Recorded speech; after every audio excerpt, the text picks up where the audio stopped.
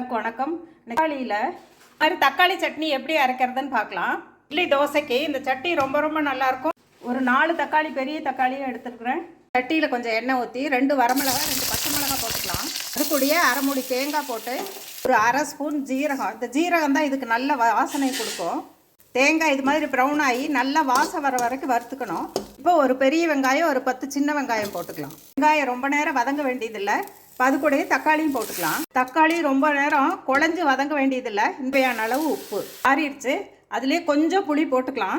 எங்களுக்கு அந்த புளிப்பு டேஸ்ட் இருந்தால் பிடிக்கும். உங்களுக்கு வேணும்னா போடுங்க, இல்லைன்னா அவாய்ட் பண்ணிடலாம். இப்போ அரைச்சிக்கலாம். கொஞ்சம் தண்ணி ஊற்றி இது மாதிரி கொரகொரப்பாக அரைச்சிக்கணும். கடுகு, உளுத்தம் பருப்பு, 2 வரமிளகாயும் கருவேப்பிலையும் போட்டுக்கலாம். அதுலேயே இந்த சட்னியும் ஊற்றிக்கலாம். ரொம்ப கொதிக்க விடக்கூடாது. இப்படி ஒரு கொதி வந்துச்சுன்னா போதும். அடுப்பு நிறுத்திட்டு கொஞ்ச நேரம் அந்த சூட்லேயே இருந்துச்சுன்னா போதும். சுட சுட இட்லி வச்சு சூடாக தோசை ஊற்றினா இட்லி தோசைக்கு ரொம்ப ரொம்ப அருமையாக இருக்கும்.